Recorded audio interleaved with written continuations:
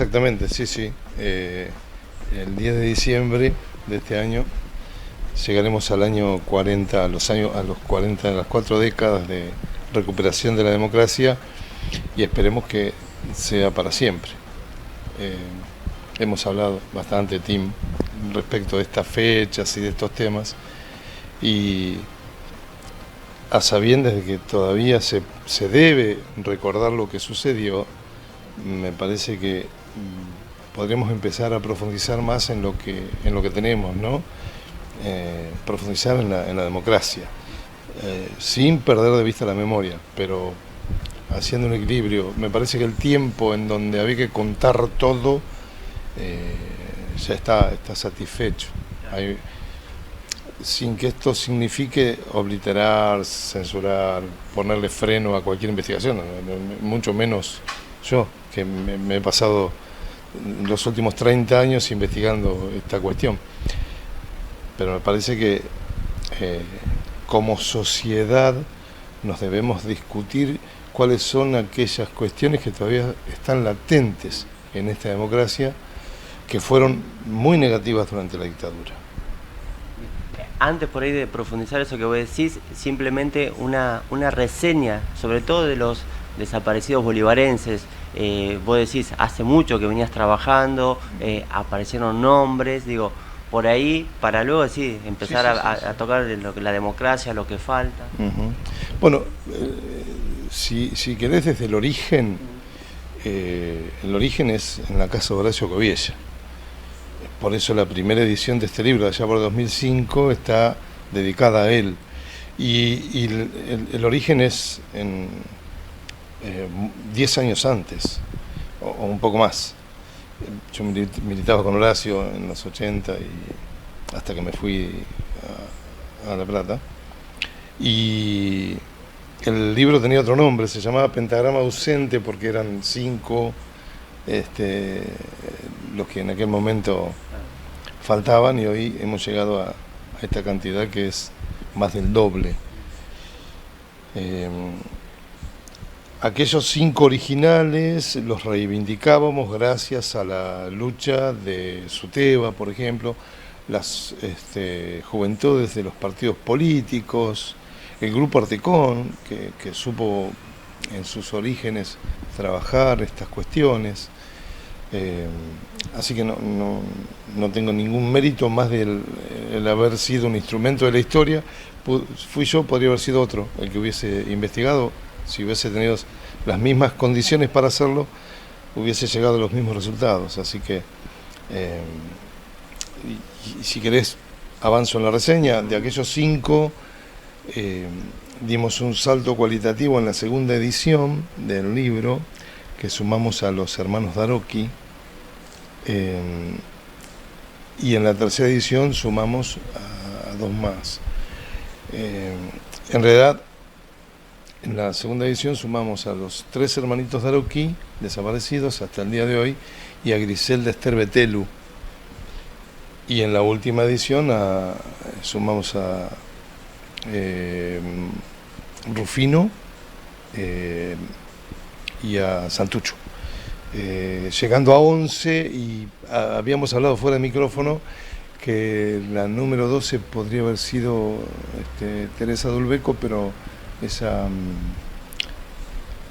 investigación quedó trunca porque llegué tarde a los testigos. Dulbeco faltó de Bolívar desde los años 60, con lo cual era muy complejo reconstruir acá. No era tan difícil, reconstruir su vida posterior era más difícil. Había pasado muchísimos años en Mar del Plata y algunos años en Buenos Aires, ida y vuelta, entonces era un poco más complejo. Pero bueno, esa es la historia del avance de la cantidad de desaparecidos que hoy reivindicamos como aquellos que nos faltan desde la dictadura. Bueno, y que todos están también en el monolito frente a la secundaria 4 para reivindicar, digo, la memoria, la justicia. Sí, y eso es producto del trabajo de Suteba.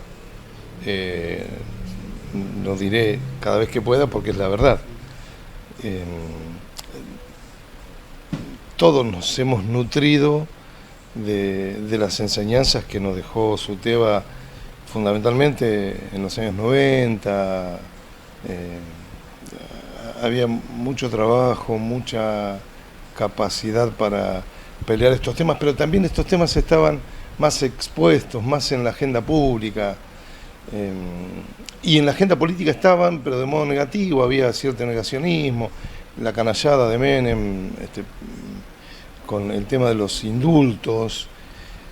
Entonces estaba muy ventilado, había mucha investigación, mucha publicación de libros que eran contrafácticos a lo que el gobierno decía. Pero bueno, eso, todo ese humus es en donde fuimos abrevando, ¿no? De lo bueno y de lo malo fuimos sacando para la elaboración del trabajo, siempre teniendo como guía que el trabajo debía ocuparse en términos generales de la dictadura y en términos específicos de aquello que como violencia in eternum nos dejó, que son los 11 desaparecidos que contamos hoy, los 11 desaparecidos de Bolívar. Miguel, y bueno, y digo, hablar de democracia, como vos decías, se van a cumplir 40 años, también de alguna manera es reivindicar a los desaparecidos, ¿no? Sí, claro. Haciendo una cuestión muy sencilla, el tipo de Estado contra el que se levantaron, aquellos que se levantaban contra la dictadura, era un Estado subversivo, era un Estado que había sido tomado por asalto por las armas y por el poder económico. De modo que desde esa nula negatividad no había ninguna posibilidad para que pudiesen ejercer cualquier instancia.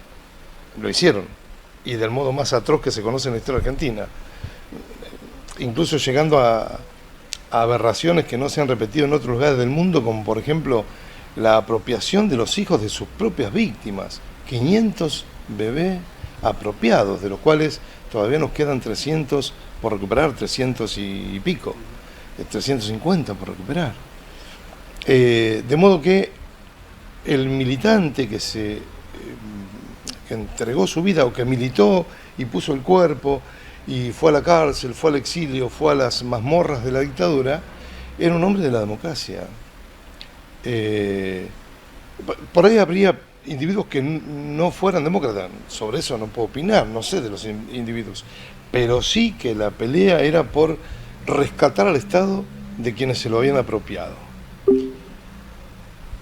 Ese es un punto muy importante, por eso es que debemos recuperar esa discusión también. Bueno, ¿qué tipo de Estado queremos en democracia? Un Estado que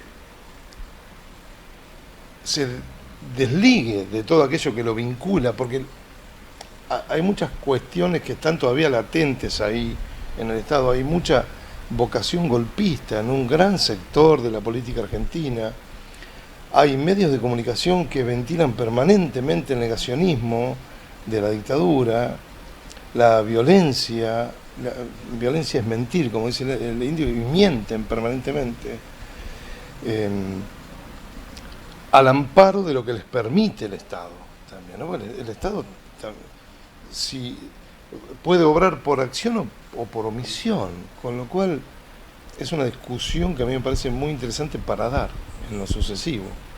Se viene dando, la vienen dando algunos grupos, pero me parece que hay que profundizar en este equilibrio entre la memoria y el presente, porque somos el pasado en el presente. La historia no es sino la discusión política del pasado, y el pasado no es sino la posibilidad que tenemos de reconocernos en este camino que nos ha traído hasta acá. Es dialéctica la relación historia-presente. Ahora, quedarse con un pie solo allá, me parece que ahí es donde no estoy muy de acuerdo. Traer para discutir el presente. Y el presente nos habla de la democracia. 40 años no es poco, ojalá no la perdamos, pero es necesario profundizarla. ¿Y cómo cree que está la democracia en estos 40 años, en este presente? Ha tenido vaivenes, ha tenido periodos de mayor intensidad y de menor intensidad. Yo creo que no estamos en un buen periodo democrático, no lo estamos. Hay discursos de candidatos a presidente que son demenciales. Y están instalados y van a tener millones de votos. si no se censura aquello que es disruptivo, no contra la opinión del otro, sino contra la vida del otro, si eso no es censurable, digamos, si uno va a Alemania y dice viva Hitler, va en cana. Acá alguien dice viva Videla y ahí anda. Y tenemos gente que lo ha hecho él. El intendente de Mar del Plata ganó con los Falcon Verde. Bueno, eso habla de cierta, como diría Hernández Arregui, en el ser nacional se ha instalado ese enano fascista que ha calado en un sector importante de la comunidad. Bueno, esa es la discusión que tenemos que dar. Si el Estado no está para garantizar los derechos, porque cuando hablamos de dictadura, lo que primero tendríamos que poner en el centro de la atención es que toda dictadura niega el derecho a tener derechos. Ese es el punto básico, nodal.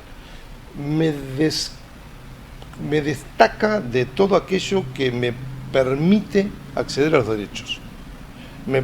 Me objetiva, en vez de ser sujeto de derechos, soy objeto de voluntad. ¿De la voluntad de quién? Del poder.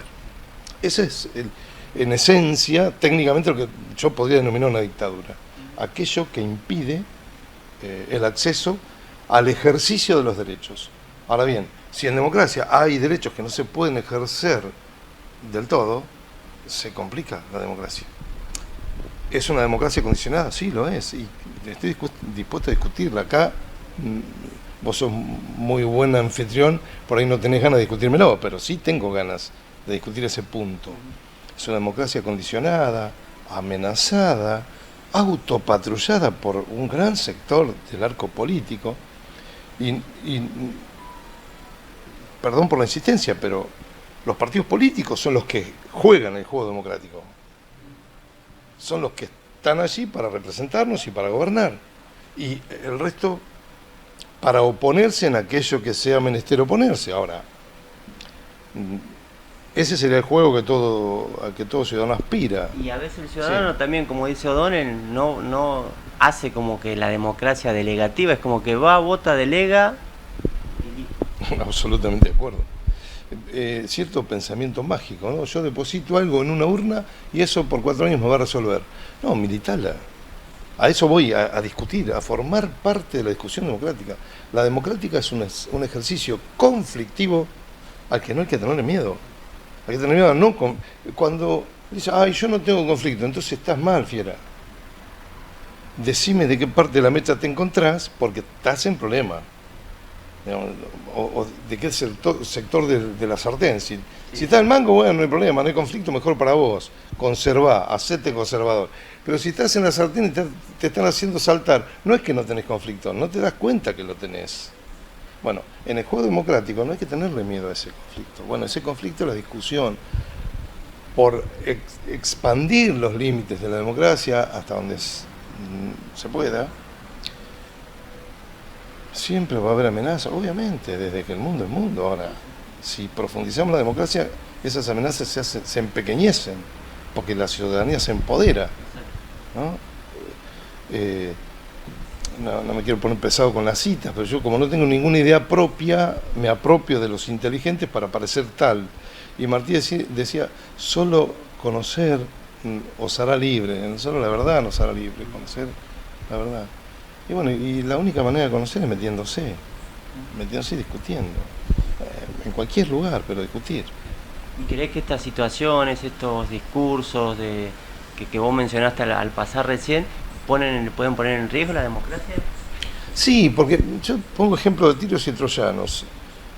Si un presidente recibe una herencia, una deuda como herencia, una deuda tosigante para la ciudadanía, absolutamente inmoral, contraída a espalda de las organizaciones institucionales, porque fue por decreto, no pasó por las cámaras, por la legislatura nacional.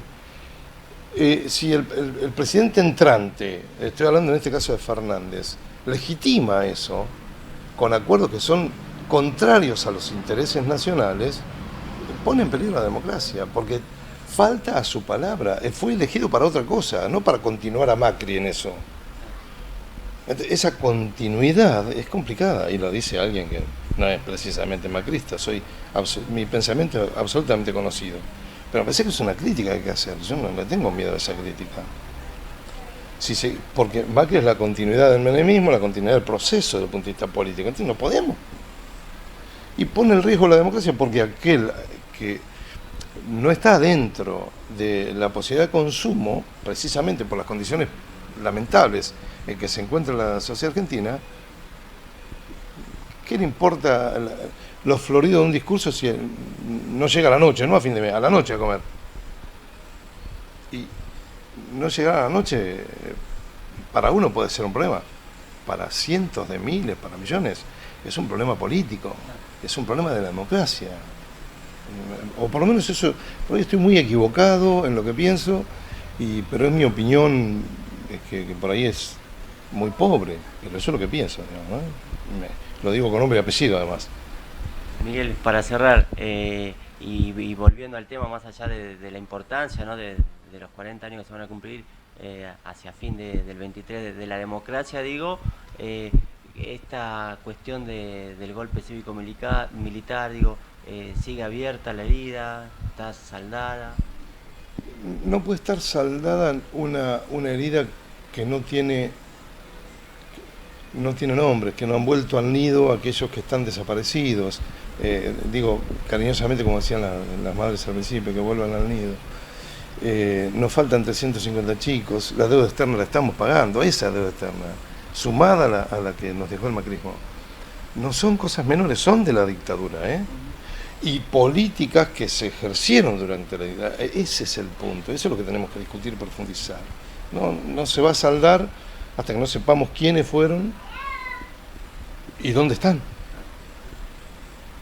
Este país tuvo 30.000 millones de dólares de deuda pública, 10.000 millones de deuda privada que Cavallo convirtió en pública, es decir, los ricos debían y pasaron a deber los pobres, todo el pueblo, por una firma de Cavallo cuando era presidente del Banco Central en 1982.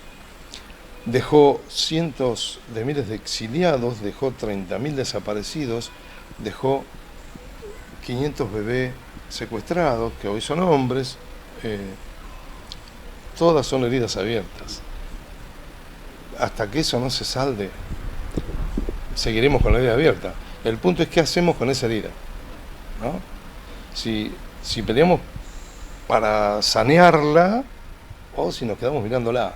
Y me parece que va por ahí lo que decías vos, del ciudadano que deposita y por pensamiento mágico cree con ese depósito que hace una vez cada 4 años o cada 2, si uno cuenta las legislativas,